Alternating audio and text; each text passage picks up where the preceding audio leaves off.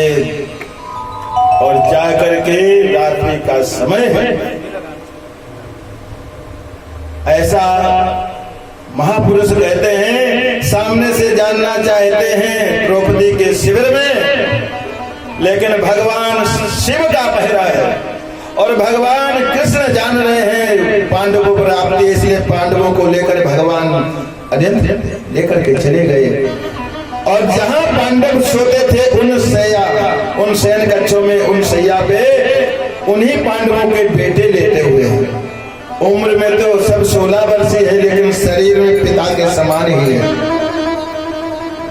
अश्वत्थामा भगवान का, शिव का भक्त है, परम भक्त है। सामने से जाना, भगवान शिव ने कहा नहीं नहीं, हमारी बेटी है। पिता कितना भी है आपका, सब कुछ पुत्र के लिए देता है, लेकिन पिता जब पद पे बैठा होता है फिर उसे अपने नियम कानून निभाने पड़ता है। शिव जी ने मना किया तो इन्होंने कहा सामने से नहीं जाने देंगे तो हम तो चले ही जाएंगे। कहाँ? दीवार लांघ करके पीछे से पहुंचा है। दीवार लांघ पहुंचा भीतर, द्रौपदी शिविर में जाने लगा। द्रौपदी के पांचों बेटों पर हत्यारा खड़ग चला। निशा रात्रि का समय है, समझ ही नहीं पाया है पांडव है या पांडवों के बेटे।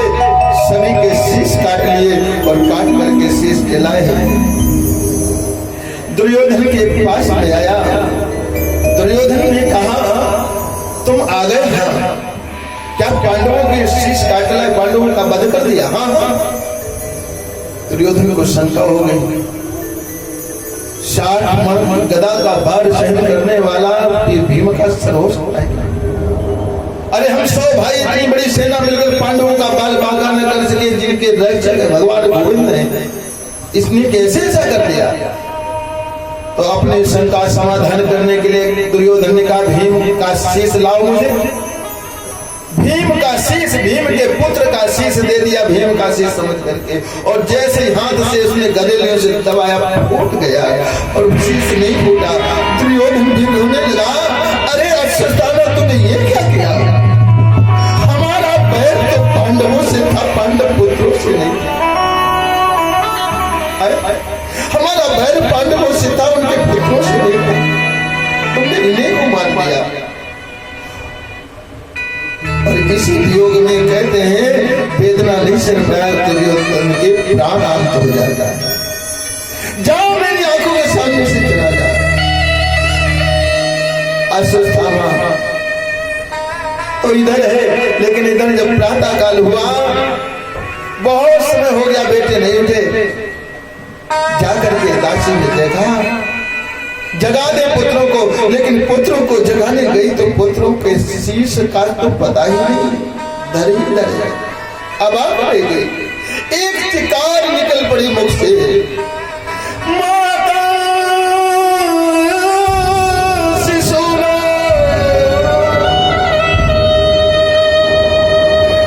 माता शिशुना निधनम सुताना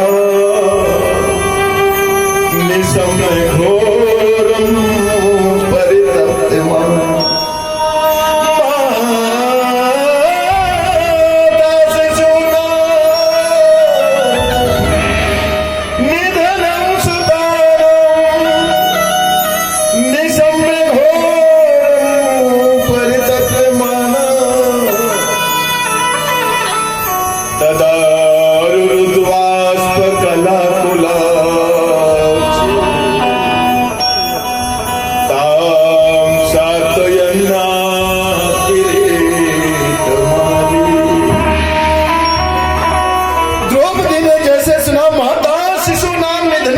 शिशुओं का किसने वध कर दिया। द्रौपदी दौड़ी दौड़ी गई और देखा बालकों को देख के मूर्छा खा गिर गई, बाल बिखरे हुए, डेरों में खून बह रहा था। हरे अमला खड़ी रो रही थी,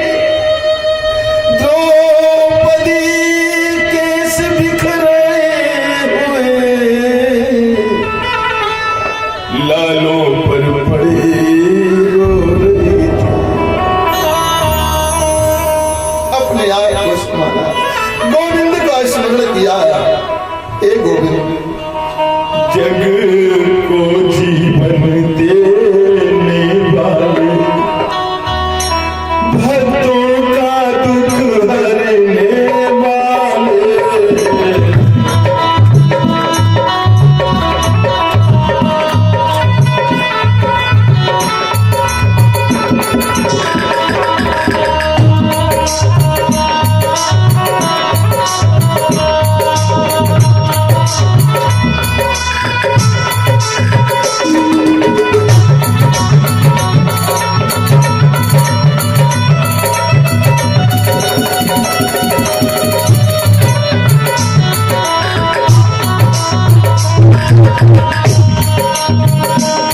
जग को जीवन देने वाले,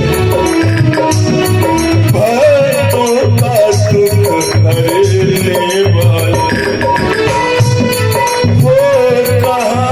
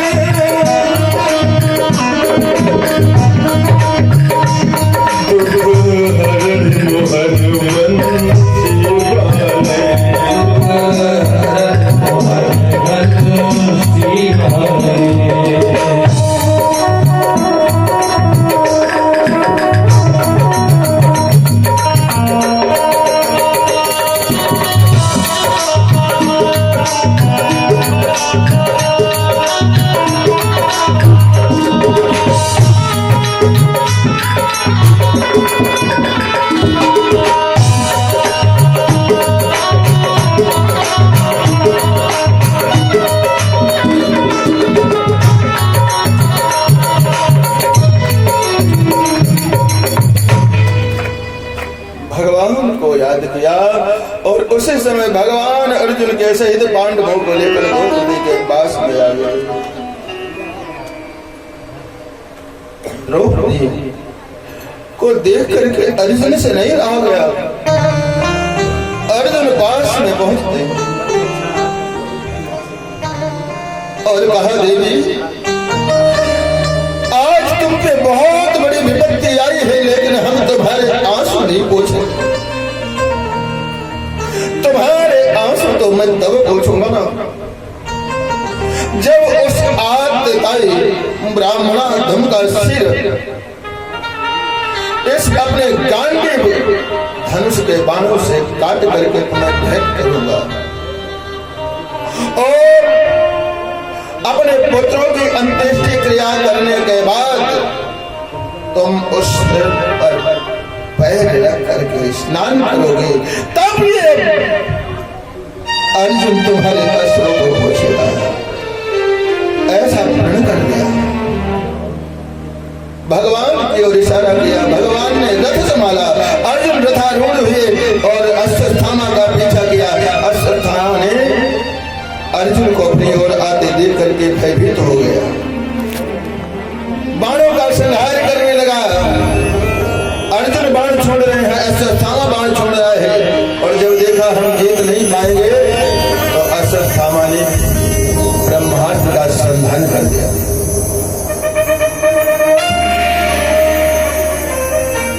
अर्जुन घबरा गए, भगवान से कहा, प्रभु ब्रह्मास्त्र आ रहा, अब हम क्या करें? कृष्ण कृष्ण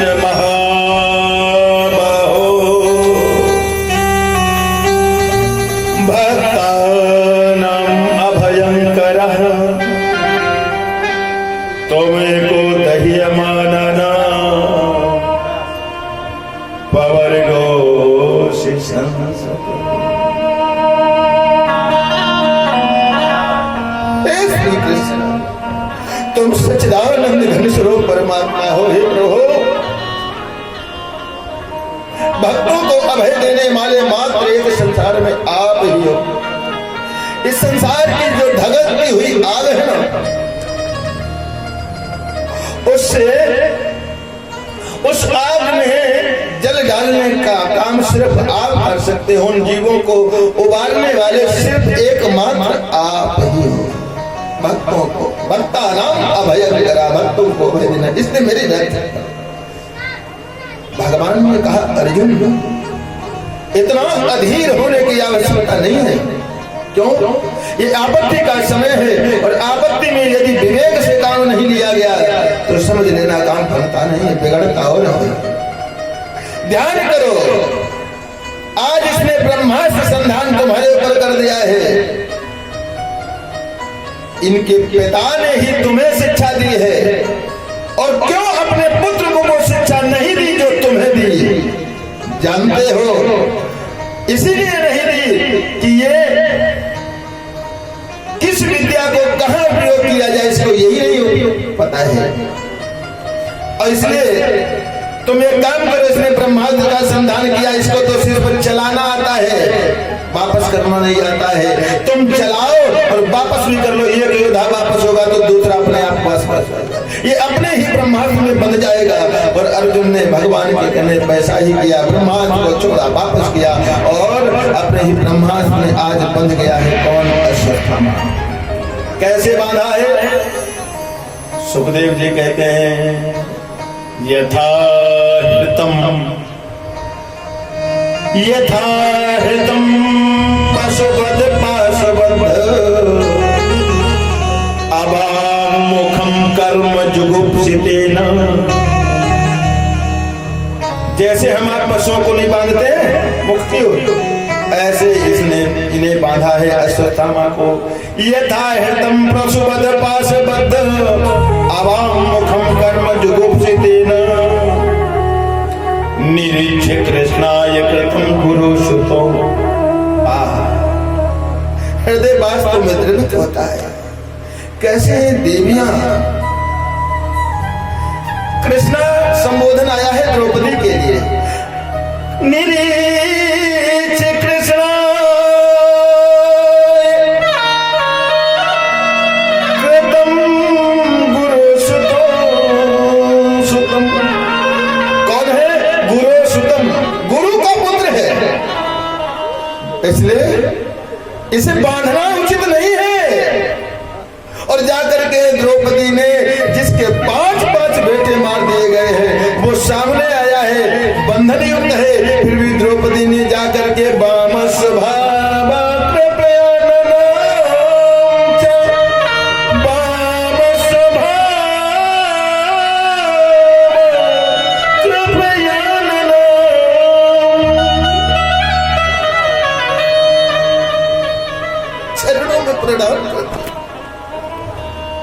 धन्य है भारत की देवी है ये मैया। ए माताओं बहनों, तुम उस भारत भूमि की देवी हो जहां पर ऐसी देवियां ऐसी सत्या रही है। जिस माँ के 5-5 बेटे जिसने मार दिया और वो सामने आया, सिर्फ क्यों? वो ब्राह्मण है, गुरु का पुत्र है, इसलिए बधा हुआ देख करके द्रौपदी अपने आप को रोक नहीं पाई। चरणों में जाकर के प्रणाम किया, क्षमा करना ब्राह्मण देवता, और अपने अर्जुन से कहा, पति से कहा, बोल पड़ी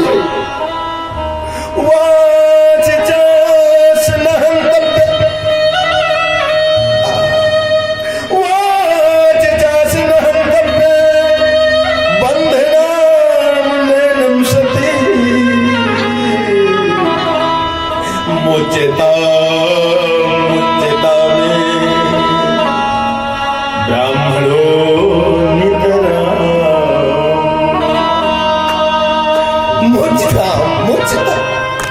इसे खोल दो, इसे बंधन से मुक्त कर दो। विचार करो, कृष्णा द्रौपदी को क्यों कहा गया? भगवान कृष्ण यदि दया के सागर हैं तो द्रौपदी भी दया की देवी है। और दया की देवी ऐसे नहीं है, प्रत्यक्ष प्रमाण है।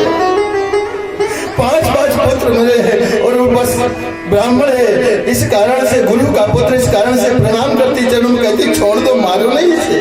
हमारे पुत्र मार दिए, कोई बात नहीं, इसे मत मारो, छोड़ दो, मुझता में दया की देवी तो है। और द्रौपदी के 5 पति हैं, ध्यान देना।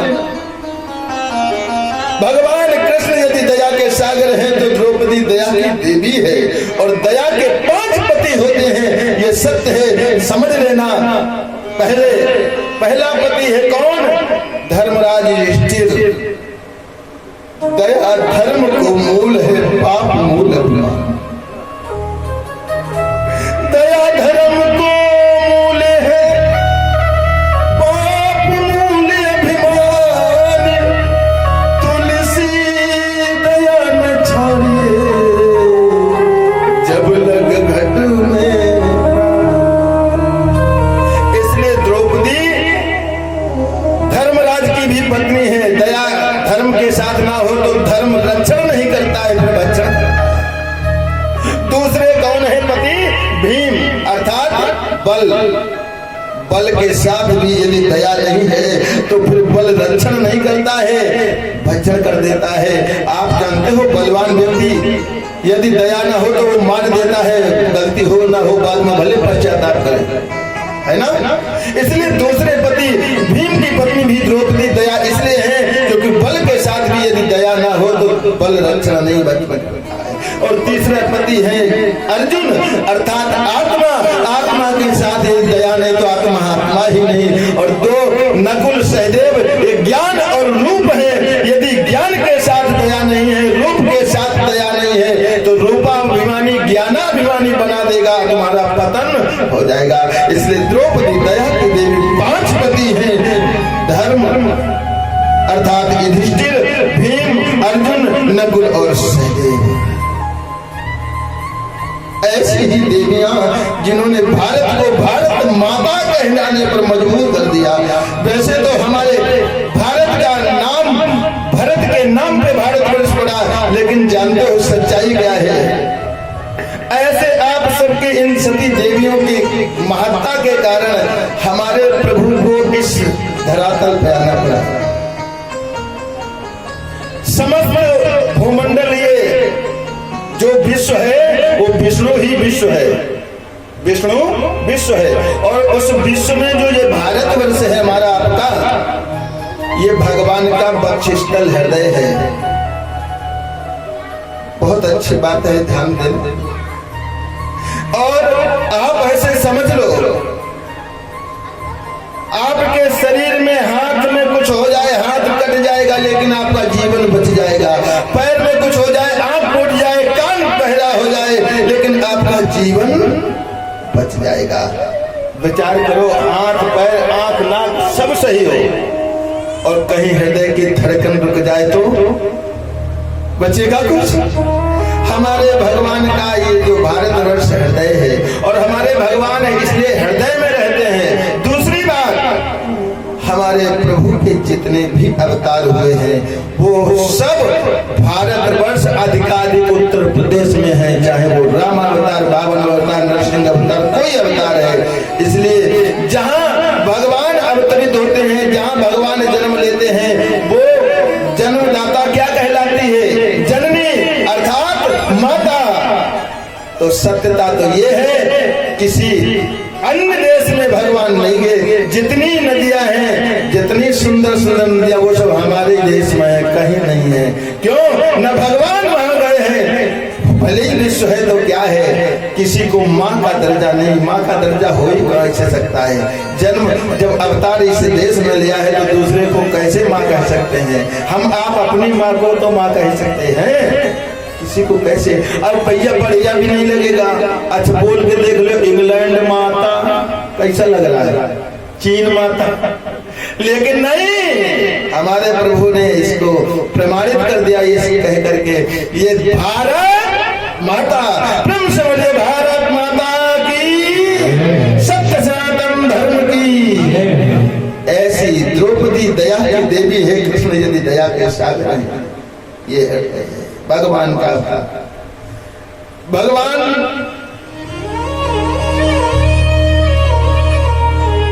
से अर्जुन ने कहा, प्रभु ये तो कह रहे हैं ना मारो, और हमने प्रण करा है कि हम मार देंगे, क्या करें? भगवान बोले, अब हमारे मत से तो द्रौपदी जो कह रही वही उचित है, लेकिन अब बड़े भैया धर्म से पूछ लो। अब धर्मराज की ओर जब देखा तो धर्मराज कैसे कह सकते हैं ब्राह्मण का वध नहीं होता है? धर्मराज ने कहा द्रौपदी जो कह रही वो सत्य कह रही है, बद नहीं होगा ऐसा। बल की ओर, भीम की ओर देखा। भीम बलवान व्यक्ति विचार कम करता है, बल है ना वो पहले प्रहार करता है। भीम तुरंत बोल पड़े, बोले ऐसे आदिताई को तो मार ही देना उचित है, बिल्कुल नहीं छोड़ो। अर्जुन ने कहा ब्राह्मण है। भीम बोले ब्रह्म बंधुर न हंतव्य आदिताई बधारणा। ब्राह्मण का पद नहीं, लेकिन आदिताई को छोड़ा भी नहीं जाता वो कोई भी। भीम थोड़ा भड़के मर्द से, लेकिन बड़े भैया धर्म है ना, धर्म ने कहा भीम आंख जैसे दिखा दे। भीम बैठ के शांत होते। अर्जुन तो स्वयं है। अब जब भीम बैठ गए तो नकुल सहदेव कुछ कह ही नहीं सकते। इसलिए कहा गया जब धर्म की आड़ में रहोगे, धर्म के रक्षण में रहोगे तो धर्म आपको कभी कुमार्ग नहीं जाने देगा। इसलिए धर्म को श्रेष्ठ बताया, धर्म के रक्षण में रहो। धर्म ने आदेश नहीं दिया। अर्जुन तो आश्चर्य में अब संशय में पड़ गए, अब क्या करें। भगवान से कहा तुम ही कोई उपाय बताओ। भगवान बोले देखो एक काम करो, द्रौपदी का वचन भी रह जाएगा, तुम्हारा धर्म पालन भी हो जाएगा और तुम्हारा वचन भी सत्य हो जाएगा। क्या बोले ब्राह्मण का वध सिर्फ शरीर को नष्ट कर देने से वध नहीं होता है। एक काम करो, इनका अपमान कर दो और संसार में अपमानित व्यक्ति जी ही नहीं सकता है, और जिएगा तब वो मरना सन ही